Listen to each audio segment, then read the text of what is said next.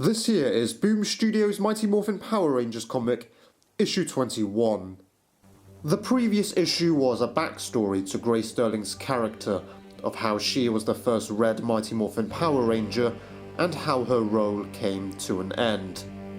This issue begins with the Rangers at the command center looking at the viewing globe, so they must have seen what happened in 1969, and it's a good way to explain why the previous issue felt so rushed, because most of the panels in that issue were probably the scenes the Rangers saw. The Rangers are shocked as to why Zordon and Alpha kept this from them.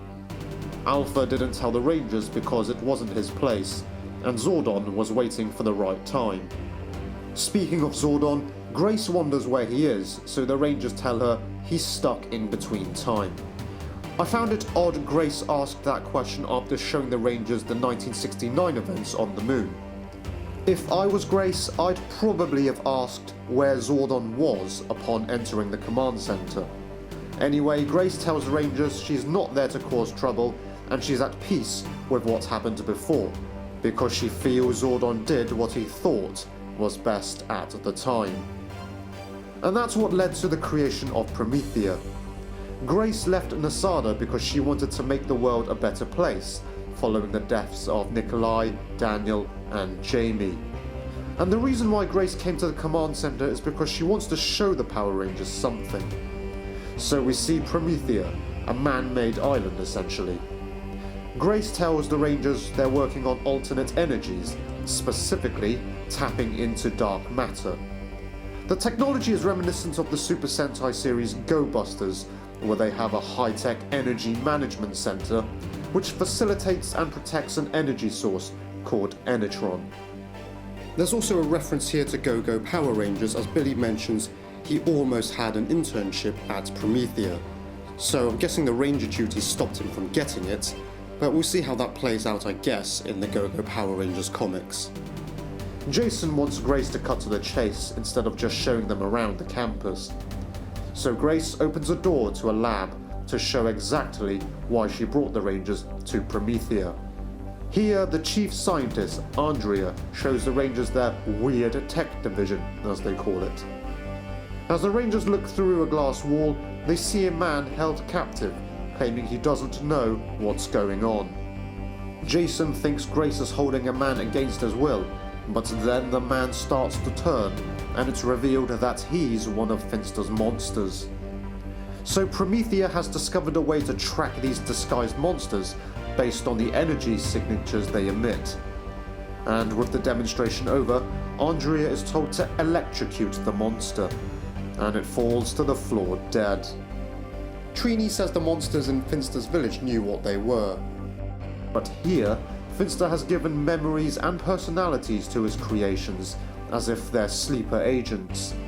A bit like the Battlestar Galactica reimagined Cylons, like Boomer, who didn't know she was a Cylon, because she was programmed to believe she was a real human.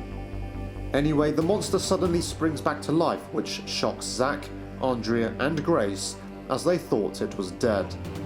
The monster makes a break for it and exits his confinement. The monster makes it outside the lab, and the Rangers give chase.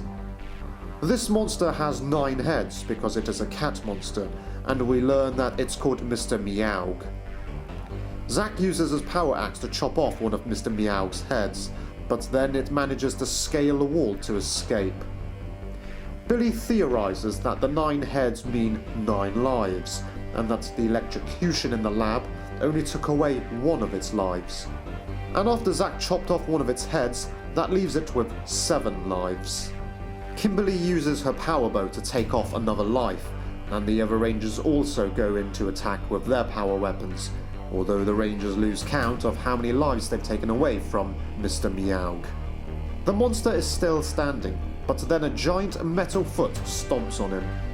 We see here that it's a giant mecha which looks like your typical Japanese giant mecha suit, like Gundam for example. This mecha is piloted by Grace Sterling. She's informed that Mr. Meow has 3 lives remaining, so the mecha slams the monster another 3 times, finishing it off. The Rangers say Grace built a Zord, but she tells them it's not technically a Zord because it's not powered by the Morphin Grid. It's just a mecha, which they called a Mechazord. A good explanation in this comic, as the television series often referred to any giant mecha, whether good or bad, powered by Morphin Grid or not, a Zord. Also in Power Rangers Megaforce they used Zords called Mechazords as well.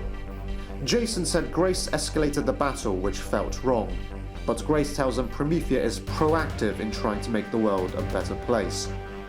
That is indeed different from Power Rangers, who only respond when the planet is being attacked. The reason the Mechazord was constructed was because Rita hijacked the Ranger Zord previously, so the Mechazord was built as a fallback.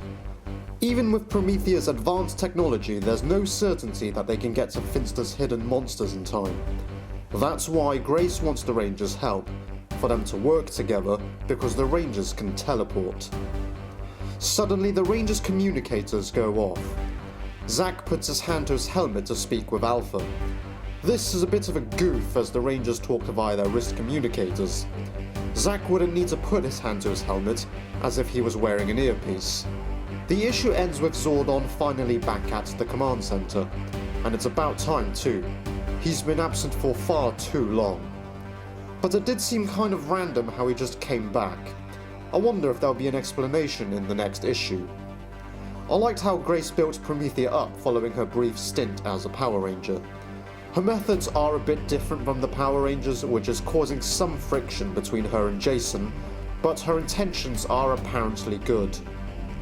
The thing I didn't like most about this issue was the artwork. The way the characters were drawn and the style of the suits changed too much for my liking. I much prefer the artwork from the previous issues.